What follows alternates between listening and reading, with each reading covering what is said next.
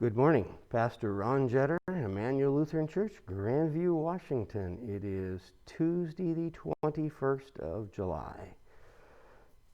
When we do begin resuming public worship, one of the questions is, will I be wearing a mask and where will I be standing?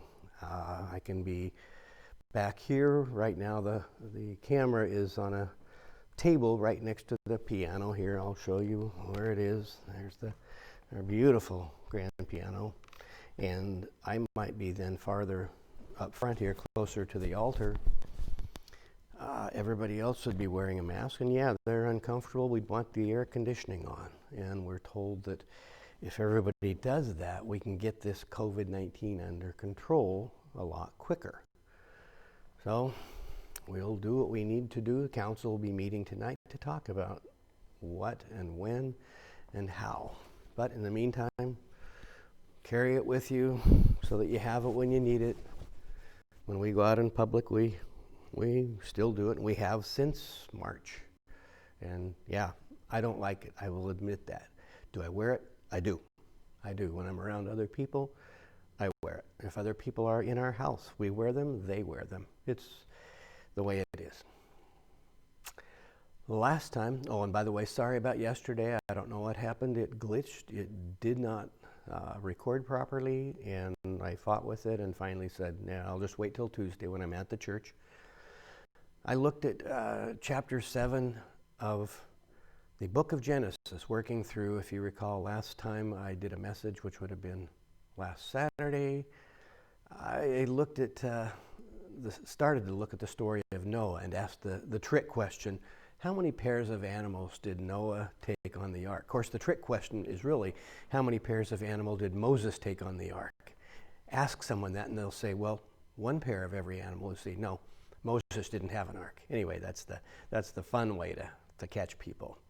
But Noah, as it says in chapter 6, was commanded to take a pair of all animals to preserve them. But now, chapter 7, it starts out this way, as I hinted at. Then the Lord said to Noah, go into the ark, you and all your household, for I have seen that you alone are righteous before me in this generation. So Noah, his family, is given credit for being righteous because Noah and Noah's wife, who is never named, are righteous people. Verse 2, take with you 7 pairs of all clean animals, the male and its mate, and a pair of the animals that are not clean, the male and its mate. 7 pairs of the birds of the air also, male and female, to keep their kind alive on the face of the earth. And then God says, for then I will bring the rain, and it will be rain for 40 days. So we have the number 40 in there, and the number 40 appears.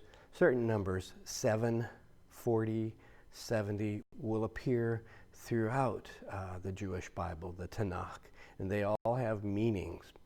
70 representing 10 times 7. 7 is the perfect number. It's called a week, 7 days, right? And a week of years would be 7 years. They have these ways that some people read more into than they really need to, but whenever the word 70 or 7 or 40 appears, it says, oh, okay, that's something that's going to reoccur.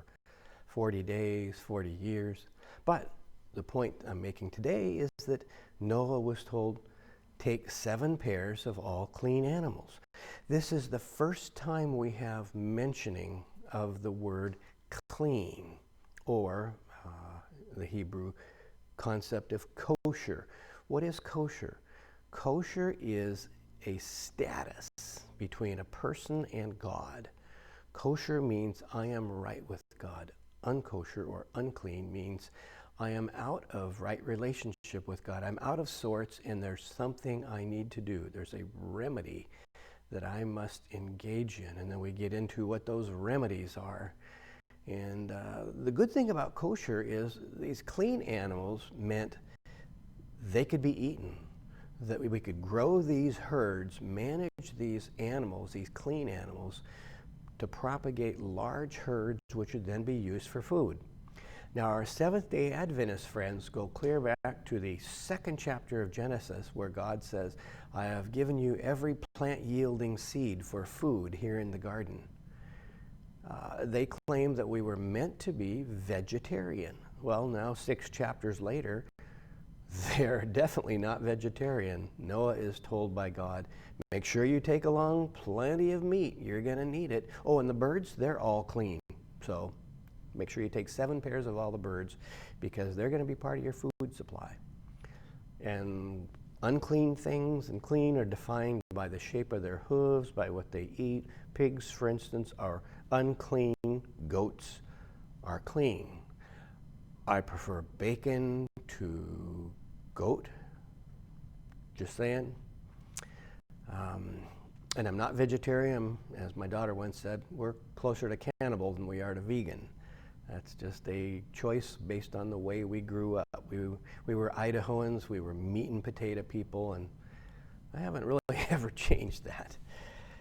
Clean, unclean. The good thing is that thousands of years ago, part of the kosher was avoiding certain things and certain people because they offered health risks. And boy, during this age of COVID-19, think about that.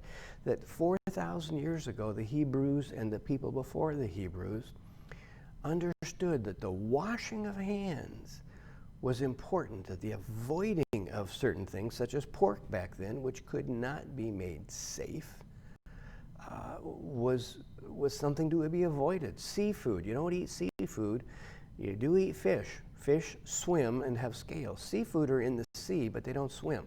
So they don't fit their order of creation, which is a whole separate concept. What fits an order of creation? Well, God created things in a certain order in a certain day, and things fit the order. They behave in a certain way. Birds that don't fly are not clean. Birds that do fly are clean, which is why it says take the birds of the air. Birds that didn't fly, like ostriches, emus, things like that. Penguins, not clean. Crab, shellfish, they're in the ocean, but they don't swim. Not clean. Pigs, the shape of the hoof isn't right, and they eat in the mud. Not clean. Cows, goats, they eat pasture land, grass. They graze. They're clean.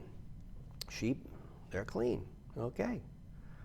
It's, wow, what do they do with things like the platypus? They wouldn't have known about the platypus, but they would have gone, mammal has milk, lays eggs, and has the tail like a beaver. The essence of unclean. As I say, the good thing about clean or kosher was that they had a public health standard that kept them probably more alive and healthier than the other people competing for the land, the available land. And as a result, they grew and were a very powerful kingdom at one point, at King David's time, about 1,000 years before the time of Jesus. And the kosher laws were no doubt part of that. The bad side of kosher is that it becomes a legalistic religion where you get a professional clergy person telling you whether you are right with God, and that professional clergy person gets to tell you, this is what you need to do. You need to sacrifice this animal. You need to bring in a goat or a sheep, and oh, and by the way, I will take that, and I'll sacrifice it, and the pelt, the wool, the meat, you don't have to worry about that. You've given that to God, and my family's going to eat sheep, and we're going to wear wool, but that's not your business. So they would take a cut, and by the time of Jesus, they really were running a business of sacrifice.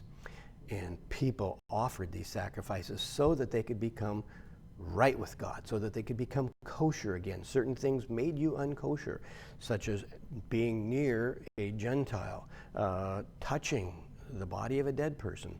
Well, women were unclean a part of the month. And so who got to then deal with the bodies of the dead and prepare them for burial? Well, since women are already second-class citizens, let them do it, because then the law prescribes what they must do, how long they have to wait before they can then be clean again, what offering they have to make. Whereas, at least if the man avoids touching the bodies of the dead and avoids certain things, men can remain clean, and the whole family then can get righteousness through the man. That's how they looked at it. But the professional clergy then, the idea of a scorekeeping religion came into Christianity fairly early on. And this idea that we have canon law and professional people, priests and bishops and archbishops who tell us whether or not you can be right with God and to tell you, here's what you need to do as the remedy. And then God becomes the scorekeeper. And all of a sudden we invent something called purgatory because you didn't get your score back to 0. You're still in negative. You still owe a debt before you died. So after death, you have to pay off that debt. Martin Luther really had little use for that kind of system and was excommunicated for criticizing that particular system where the church was saying, you need to be forgiven. And you know what? You make a gift to help rebuild this church, we're going to forgive you. And Luther, among his 95 complaints against the church that he nailed to the church back in 1517, one of those was, if the Pope indeed has the power to forgive all sins, why doesn't he just do it as a gift for free? Because that's what Jesus would do. That's what Jesus did do. Jesus had very little use for the system of the priests. That's why he cleansed the temple, overturned the money changers, let go of the animals. He was disgusted that his religion had become nothing more than scorekeeping. He had no use for the kosher laws. He was criticized for violating them over and over and over again, touching a Gentile, shaking hands with a Gentile. All these things make someone unclean. And Jesus said, no, what makes a person unclean is judging another person. That's what makes you unclean. You make yourself unclean by how you treat other people, by declaring other people off limits for God. God alone says someone is acceptable or unacceptable. How dare any human being say they know God's mind? And when God chooses to be gracious, it's not up to us to say God shouldn't be gracious. I wouldn't want that person next to me in heaven, and God would be happy to say, granted, you don't have to worry about being next to them in heaven, but they'll be in heaven. See you tomorrow when I look at the rest of the story, the part of the Noah story that doesn't make the children Bibles.